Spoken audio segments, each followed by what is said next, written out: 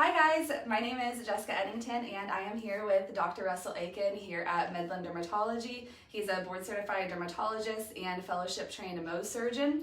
And so we are going to talk about the myths surrounding skin cancer today. Skin cancer is the most common form of most common form of cancer in the US, and it's also one of the most preventable. So we are going to discuss the myths and the facts. So the first myth is dark-skinned people don't get skin cancer. That's actually a myth. We see a fair number of folks that have darker complexion that develop skin cancer. By far and away, the most common skin type in which we see skin cancer is patients with blonde hair, blue eyes, light-colored eyes, really light-colored skin and hair. But both African Americans and Hispanic and Asian Americans all can develop skin cancer, and the makeup of skin cancer in these populations is a little bit different.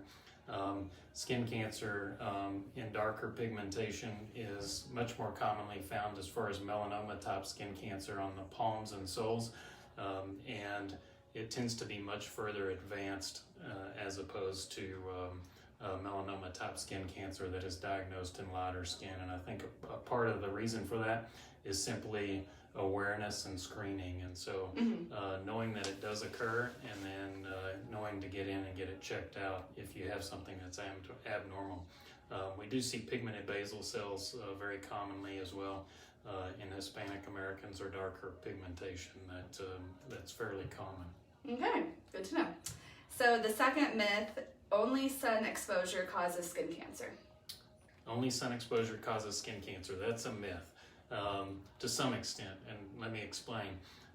What happens with the development of skin cancer is you have a change or an alteration in the genetic makeup of the cells, and once that change or alteration is present, then other things can cause a skin cancer to develop. And so over the years, I've seen patients that have said, I walked into a tree branch and I developed a sore on my forehead that wouldn't go away.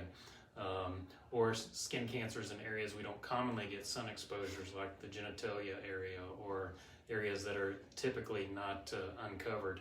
And we do see skin cancers in those areas. So there's more than just sun exposure, but it's thought that there's an initial inciting event that causes a change in the DNA structure of the cells, and it's thought that likely initial event is sun exposure. So. Okay. And the next one, when it comes to sunscreen, the higher the SPF, the better. So the American Academy of Dermatology used to recommend an SPF of 30. In the last few years, they've changed that to an SPF of 45. With an SPF of 30, it was thought for a long time that blocks about 93 to 94% of ultraviolet rays, which is true if you put it on appropriately. Most people don't put on enough sunscreen or per the recommendations, and so as a result, it is recommended at this point that patients utilize a higher SPF sunscreen. And so there are sunscreens even up to 100 SPF. The American Academy of Dermatology recommends a minimum SPF of 45 at this point. But at this point, I think it's safe to say that the higher the better. So I would say that that's probably a fact. Okay. The next one is only older people get skin cancer. So the vast majority of the patient population that does develop skin cancer, in particular non-melanoma type skin cancer, is older individuals. I would say 60 plus. But the youngest person that I've done Mohs surgery on for a basal cell skin cancer on the head and neck area is 17. And so it's not uncommon that we see skin cancers in younger populations as well. Much more common with since the 80s and 90s, and really the fad of tanning and a tanning bed increased as we started to see skin cancers in a much younger population than we had previously. In general, skin cancers affect older patients much more commonly than younger patients. But the tragedy with melanoma type skin cancer is melanomas can affect young patients as well, and it's otherwise healthy young adults, and it can be deadly, and so it's important to be aware of it. So. Okay, the next one is myth number 5. People who tan easily and rarely burn will not get skin cancer. So that is a myth. The pigment is a protective factor. What melanin does in the skin, and there's really different types of melanin. Patients that have red hair or really fair complected tend to have pheomelanin, whereas melanin is the other type of pigment found in hair and skin. Pheomelanin is not as protective as melanin, but melanin does protect. What it does is it takes light and then it scatters light so that not as much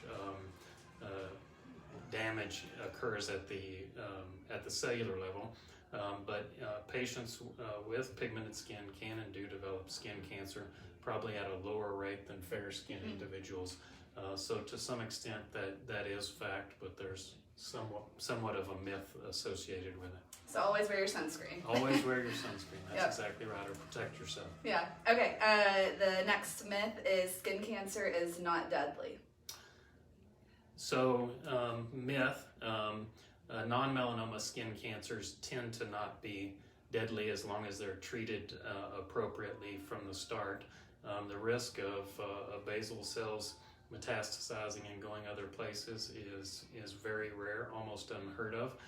Squamous cell metastasis occurs, and even if you take very large tumors, it occurs in less than 5% of the patient population. My experience is ulcerated skin cancers are much more likely to metastasize than others, but melanoma type skin cancer can and does commonly lead to adverse consequences and even death in young patient population.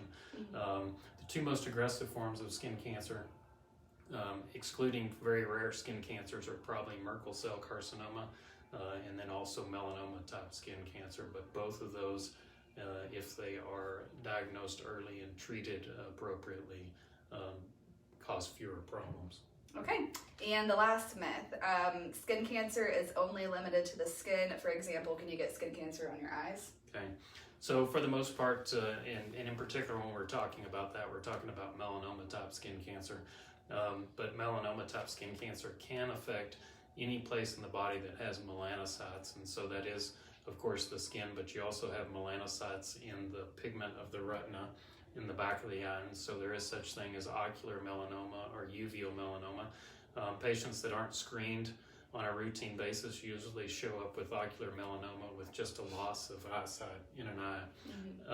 And so it is important, I think, for anybody that has a first-degree relative that has a history of melanoma to get an ocular or an eye exam once a year where they look in the back of the eye and make sure that there are no pigment changes or anything of that nature. Females can get melanoma vaginally, and melanoma can occur on any mucosal surface, and so it can occur inside the mouth, can occur rectally as well, and so it's important to just be on the lookout, to be aware of those things, and to screen for it. Good to know. So. Okay, so those are all the skin cancer myths I have for today. Again, Dr. Russell Akin is a board-certified dermatologist and fellowship-trained Mohs surgeon here at Midland Dermatology. He specializes in skin cancer treatments and other dermatological procedures for patients ages 12 and up.